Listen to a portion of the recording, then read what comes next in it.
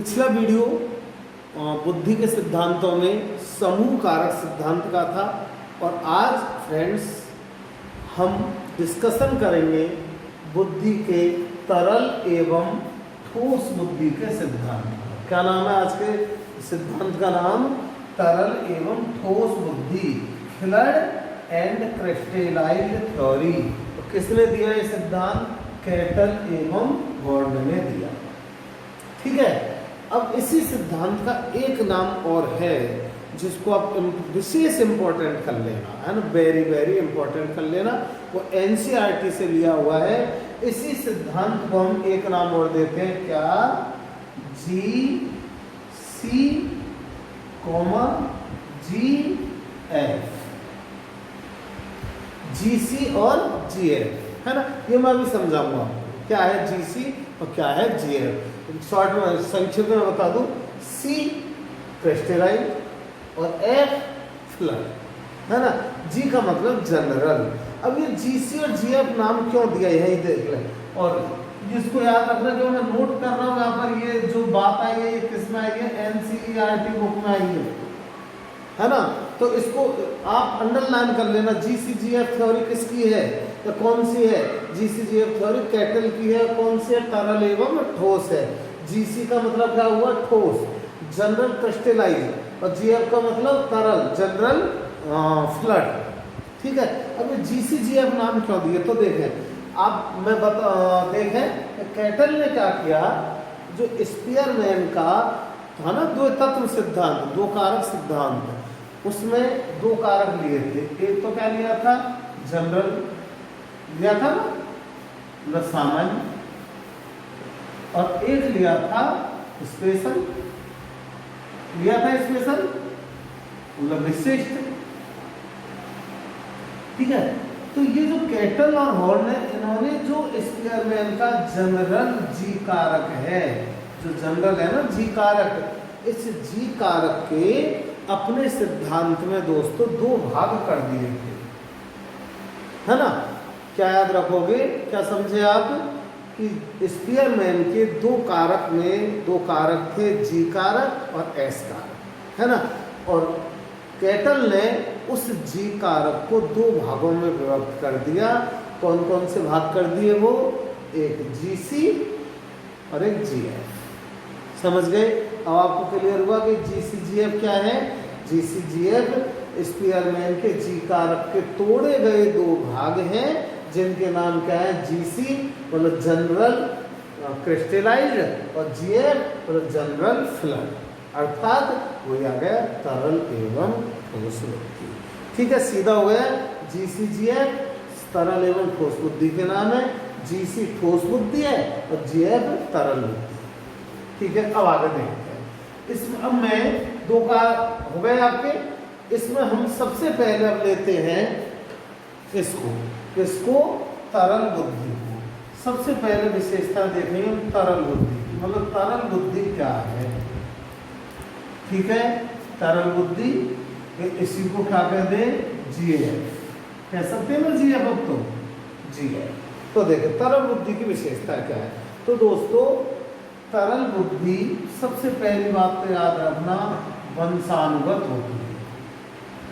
तरल बुद्धि क्या होती है? वंशानुगत होती है ना। वंशानुगत या जन्मजात होती है। ठीक है, एक विशेषता। दूसरी विशेषता तरल बुद्धि की क्या है? मस्तिष्क का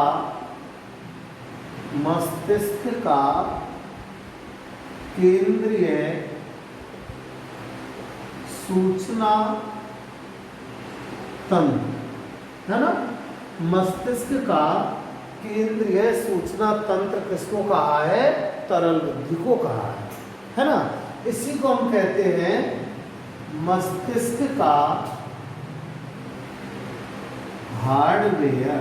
क्या कहते हैं इसको? हार्डवेयर। मतलब मस्तिष्क का हार्डवेयर भी किसको कहा है?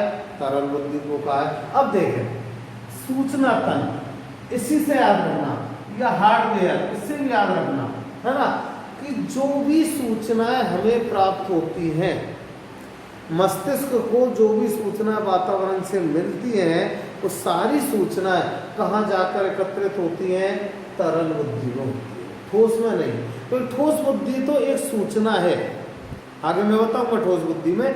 ठोस बुद्धि तो एक खुद सूचना है, एक अनुभव है, लेकिन वो अनुभव या वो सूचना, नई सूचना कहाँ जाकर इकट्ठी होती है? हमारी तरल बुद्धि में। इसलिए तरल बुद्धि को क्या कहा? केंद्रीय सूचना तंत्र, या इसको कहा मस्तिष्क का हार्डवेयर।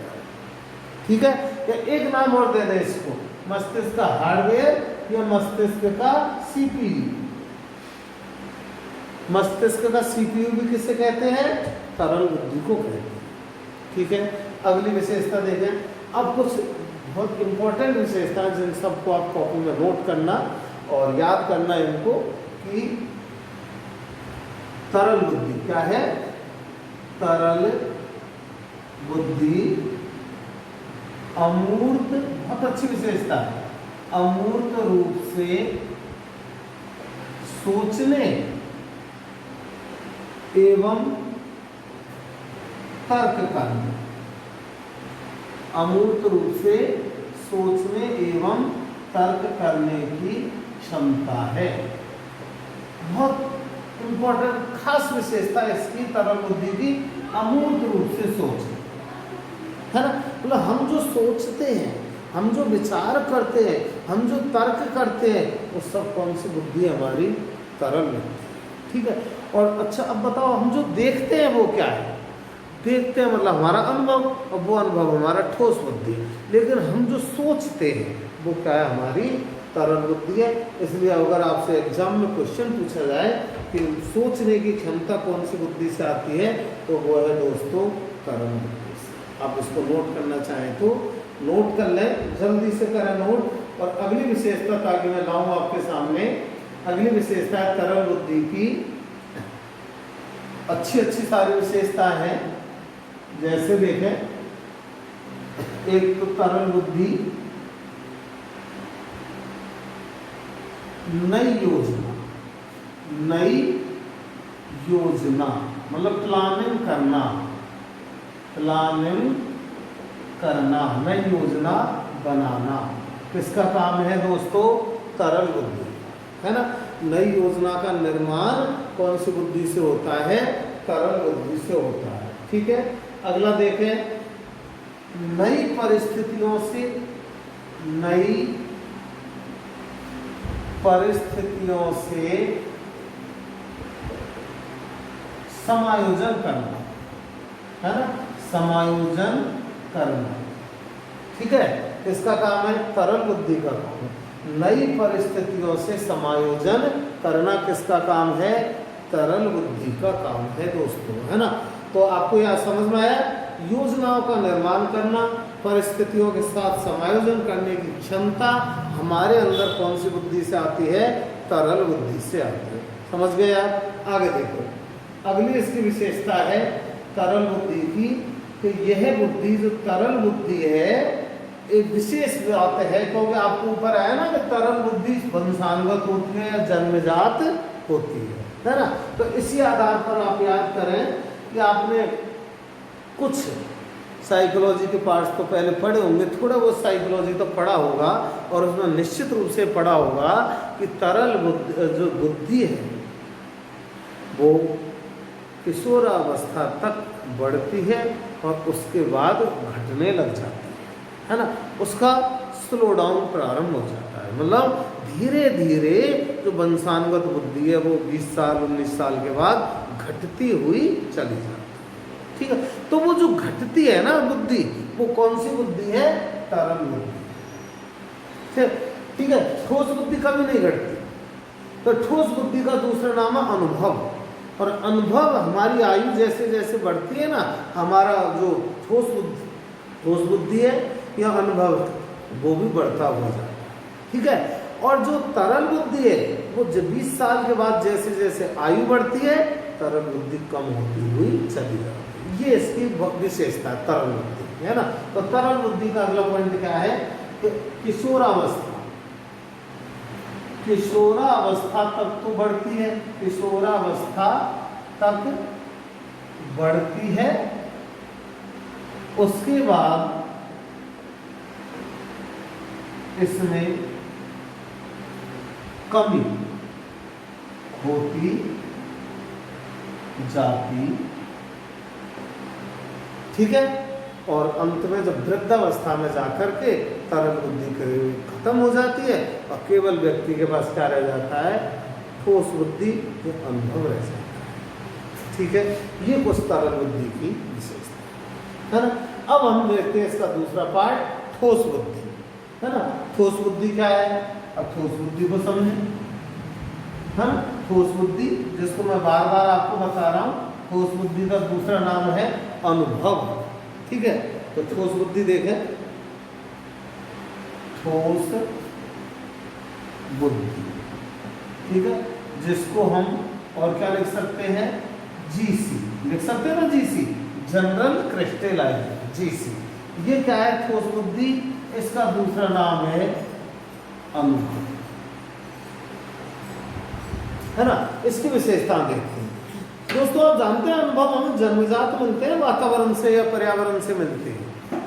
तो अनुभव हमेशा हमें वातावरण से मिलते हैं, पर्यावरण से मिलते हैं। अनुभव कभी हमारे वंशानुगत जन्मजात नहीं होते। तो जब वातावरण से अनुभव मिलते हैं तो ठोस बुद्धि की पहली विशेषता क्या हो गई, इसी का नाम हो गया वातावरणीय बुद्धि है, ठीक है। ठोस बुद्धि क्या है, हमारी वातावरणीय बुद्धि है ना। दूसरी इसकी विशेषता हो गई, यह है मतलब ठोस बुद्धि दीर्घकालिक, क्या है ये, दीर्घकालिक। अच्छा, तरल बुद्धि की एक बात और याद रखना, तरल बुद्धि लघुकालिक स्मृति है। लघुकालिक स्मृति का मतलब कि तरल बुद्धि कम समय में, कम समय तक सीखी हुई बातों को अपने अंदर रखती है ना। और ठोस बुद्धि दीर्घकालिक स्मृति है, मतलब अनुभव है, अर्थात सीखी हुई बातों को लंबे लंबे समय तक अपने अंदर रखने की क्षमता रखती है। तो समझ गया, तरल बुद्धि लघुकालिक स्मृति है और ठोस बुद्धि दीर्घकालिक स्मृति है। भाई आप सीधी से याद रखें, बात समझ सकते हैं कि आज आपने कुछ नया सीखा, वही नया सीखा 2 साल बाद क्या हो जाएगा, आपका पूर्व अनुभव कहलाएगा ना। तो वो पूर्व अनुभव यदि आपको याद रहा तो वो किस आधार पर याद रहा, कौन सी बुद्धि के आधार पर याद रहा, ठोस बुद्धि के आधार पर याद रहा, है ना। तभी तरल बुद्धि तो वो नई चीज को अपने से बाहर निकाल देती है, क्योंकि वो तो लघुकालिक है, कम समय के लिए। और जब ठोस बुद्धि उस पूरी पुरानी चीज को अपने अंदर धारण कर लेती है, जो कि अनुभव कहलाता है ना। तो तरल ठोस बुद्धि क्या है, दीर्घकालिक स्मृति, ठीक है। अगली बात, योजनाओं, जिसको वेरी इंपॉर्टेंट कर लेना, वेरी इंपॉर्टेंट। क्यों, देखें, योजनाओं का क्रियान्वयन, है ना, योजनाओं का क्रियान्वयन ठोस बुद्धि करती है, ठोस बुद्धि करती है। अब देखें इंपॉर्टेंट क्यों है ये, कि योजनाओं का निर्माण तो करती है तरल बुद्धि और योजनाओं का क्रियान्वयन करती है ठोस बुद्धि। एक उदाहरण दो आपके सामने, आप खुद सोचना कि आपने ऐसा उदाहरण शायद नहीं जीवन में सुना होगा, देखा होगा, जो मैं बता दूं आपको। कभी आपने ऐसा देखा कि प्रधानमंत्री बन जाए 25 साल का और IAS बन जाए 60 साल का? देखा क्या कभी? नहीं देखा होगा। ये अधिकांशतः हम देखते हैं, 99% का 100% हम देखते हैं कि प्रधानमंत्री बनता है ज़्यादा आयु का, मतलब 60 साल का, 55 साल का, 70 साल का, और IAS बन जाता 22 साल का, 25 साल का, 28 साल का। 30 साल के बाद तुम IAS किसी को बना ही नहीं सकते, है ना। ये तो आप देखेंगे IAS हम 22 साल का क्यों बनाते और प्रधानमंत्री हम 50 साल 60 साल का क्यों बनाते, वो इसीलिए, इस कारण, क्योंकि आपको आया ना कि तरल बुद्धि योजनाओं का निर्माण करती है, अमूर्त चिंतन करती है। तो IAS में क्या होती है दोस्तों, अमूर्त चिंतन करने की क्षमता होती है, नया सोचने की क्षमता होती है, तर्क करने की क्षमता होती है, नई नई योजनाओं को बनाने की योग्यता होती है, क्योंकि वो तरल बुद्धि है।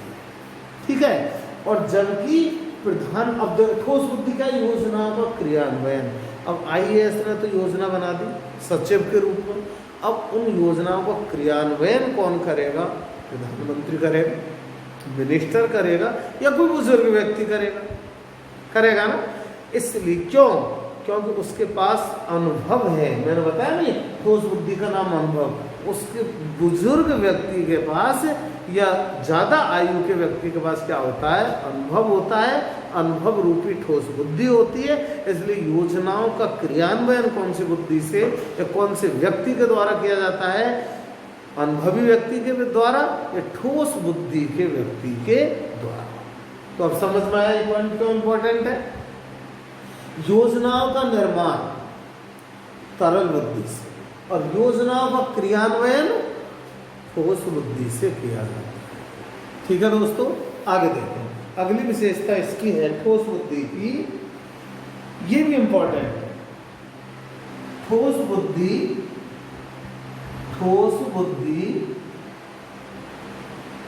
समस्या वर्तमान समस्याओं का समाधान करती है ना? समाधान करती क्या है? ठोस बुद्धि वर्तमान समस्याओं का समाधान करती है। देखो, समस्या तो पैदा करती है तरल बुद्धि। कैसे? कि नया युवक है, नया किशोर है, उसने कोई योजना बनाना प्रारंभ किया, कोई तरल बुद्धि है, उसने योजना बनाना प्रारंभ किया और योजना बनाते बनाते उसके सामने कोई समस्या है। तो समस्या क्रिएट किसने की? तरल बुद्धि ने। अब वो समस्या के समाधान के लिए किसके पास जाएगा?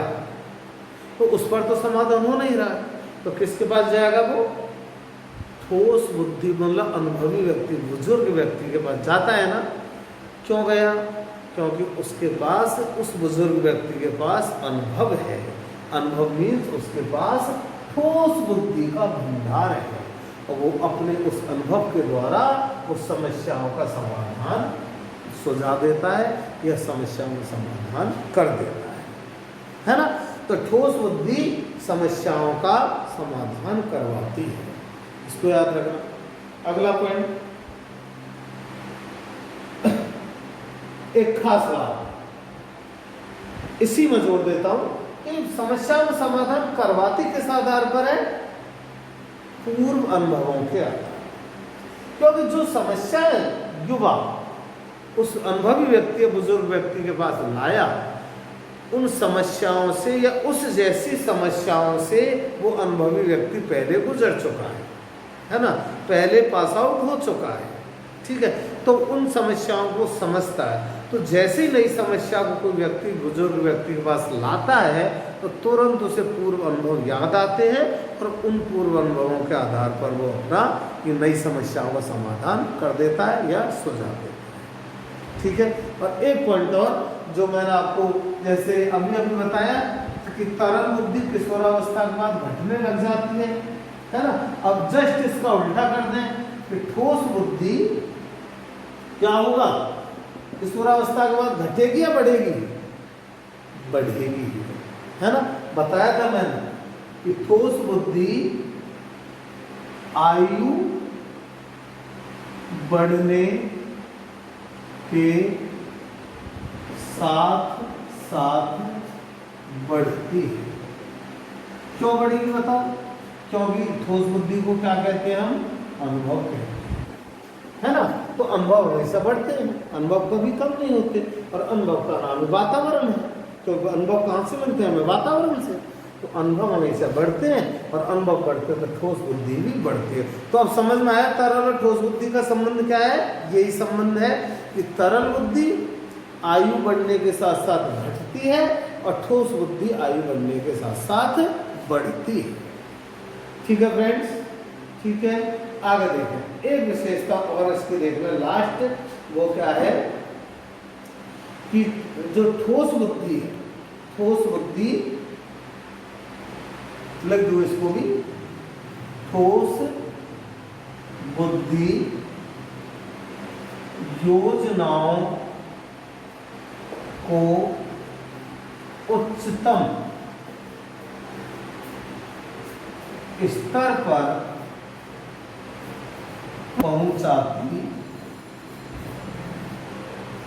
ठीक है, बात वही हो गई जैसे मैंने बताया था अभी कि योजनाओं का क्रियान्वयन, योजनाओं का निर्माण तो तरल ने कर दिया, योजनाओं का क्रियान्वयन ठोस कर दिया। तो क्रियान्वयन मतलब उनको योजनाओं को उच्चतम स्तर पर पहुंचा देती है। मतलब योजना जहां पर सफल मिलेगी वहां तक, उस टॉप तक, उस बिंदु तक तरल ठोस बुद्धि के द्वारा वो योजनाएं पहुंचाई जाती है। ठीक है दोस्तों, तो ये आपका क्या है, तरल एवं ठोस बुद्धि का सिद्धांत जो कैटल ने दिया था, है ना। और इसी में मैं आपको एक चीज और बता दूं, कुछ रिपीट कर दूं कि एक तो इसको विशेष याद रखना कि तरल ठोस को फ्लड एंड क्रिस्टलाइज, है ना, GC-GF सिद्धांत भी कहते हैं, है ना। किस किसने दिए, सारी विशेषता याद रखना दोस्तों। अच्छा, अगला सिद्धांत जो मैं आपको इसी वीडियो में कंप्लीट करवा रहा हूँ, तो बुद्धि एक बहुत बड़ा टॉपिक है ना। और आप लोगों की डिमांड से मैंने कुछ टॉपिक उठा रहा हूँ जो मुझे व्हाट्सएप पर मिल रहे हैं, डिमांड आ रही है ना। उसी आधार पर मैंने सिद्धांत इस टॉपिक को उठाया था, बुद्धि को। तो अगला टॉपिक जो इसमें आएगा, और बस 5 मिनट में आपको उसके मैं कंप्लीट कर रहा हूँ, वो क्या है, अगला सिद्धांत बुद्धि ए तथा बुद्धि बी का सिद्धांत, है ना। बुद्धि ए तथा बुद्धि बी का सिद्धांत किसने दिया था, हैब ने दिया।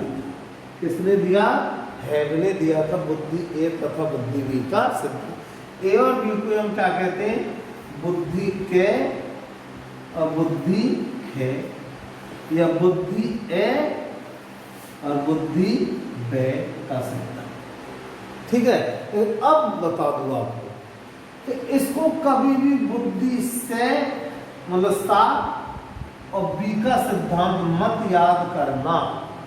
क्या बता रहा हूं मैं, बुद्धि ए और बी ठीक है, बुद्धि के और खे ये भी ठीक है, बुद्धि ए और वे ये भी ठीक है, लेकिन बुद्धि सा और बी नहीं है ना, नहीं है।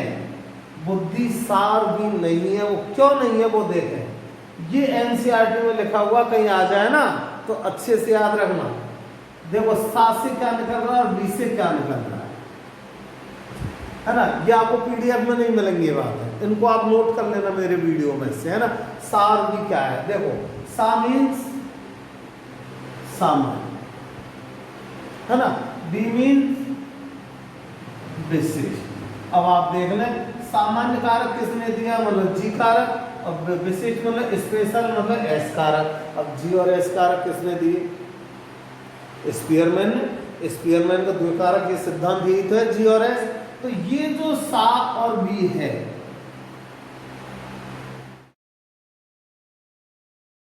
जी और एस है, ये किसने दिए हैं दोस्तों, स्पीयरमैन। स्पीयरमैन। तो बस याद रखना, आप क्या है ए बी ए में याद कर लेना, हैव के हैं, लेकिन सा और बी नहीं है। सा और बी सिद्धांत किसके हैं, स्पीयरमैन के। मतलब जी और एस का ये नाम दिया मैंने, जब स्पीयरमैन का द्विकारक सिद्धांत पढ़ाया था तो उसमें भी ये नाम दिया है बुद्धि जीएस का सिद्धांत, ये जीएस कारक सिद्धांत है ना।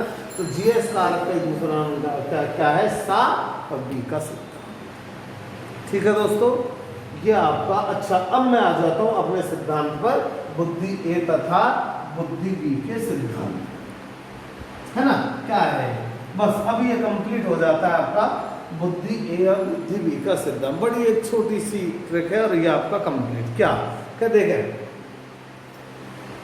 मैं लिख देता हूं इसको, बुद्धि ए बराबर तरल बुद्धि, है ना, और बुद्धि बी बराबर ठोस बुद्धि। ठीक है, मतलब समझ गए आप क्या कहना चाह रहा हूं मैं, कि तरल बुद्धि की जो विशेषताएं मैंने आपको इसी वीडियो में बताई है, वही विशेषता डिटो सेम बुद्धि एक ही है, और ठोस बुद्धि की सारी विशेषताएं बुद्धि बी की है। समझ गए आप? तो तरल बुद्धि इज इक्वल टू बुद्धि ए, और ठोस बुद्धि इज इक्वल टू बुद्धि बी। केवल प्रवर्तक का नाम बदलेगा, है ना। तरल और ठोस नाम दिए किसने? कैटल एवं हॉर्न ने, जबकि बुद्धि और बुद्धि नाम दिया है हैक। ये आपका बुद्धि ए और बुद्धि बी का सिद्धांत है। ठीक है, तो आपका आज 2 सिद्धांत मैंने कंप्लीट करवा दिए, तरल एवं ठोस, बुद्धि ए तथा बुद्धि बी का सिद्धांत, है ना। और अगला सिद्धांत जो अगले वीडियो में आपको लेकर आऊंगा, फिर एक बड़ा इंपॉर्टेंट सिद्धांत है जिसका नाम क्या है? पदानुक्रम का। क्या नाम रहेगा अगले सिद्धांत का? पदानुक्रम का, या क्रमिक बुद्धि के क्रमिक महत्व का सिद्धांत। पदानुक्रम का सिद्धांत या बुद्धि के क्रमिक महत्व का सिद्धांत। ठीक है ना, जो शायद मैंने सूची में बनवा लिखवा दिया है, वर्ट एवं वर्णन ने दिया था, उस सिद्धांत को मैं आगे लेकर अगले वीडियो में, नेक्स्ट वीडियो में आऊँगा। ठीक है दोस्तों, और फिर वही जो हर वीडियो में होता है कि आप सब्सक्राइब करें, जिससे जो वीडियो मेरे देख रहे हैं वो सभी ने सब्सक्राइब कर रखा है, काफ़ी सब्सक्राइब हैं, और अपने दोस्तों से कह कर के बढ़ाएं, क्योंकि ये आपको भी लाभदायी है और मुझे भी एक मोटिवेशन देने वाला रहेगा। तो मेरे और कुछ नहीं है, बस मैं ये चाहता हूँ कि आप मेरे से ज़्यादा से ज़्यादा जुड़े रहें, है ना, और ज़्यादा से ज़्यादा जोड़ें, ताकि मुझे टाइम टू टाइम मोटिवेशन मिलता रहे। क्योंकि फिर तो सबसे मेरे YouTube चैनल को सब्सक्राइब करें, लाइक करें, ज़्यादा से ज़्यादा मेरे वीडियोज़ को शेयर करें।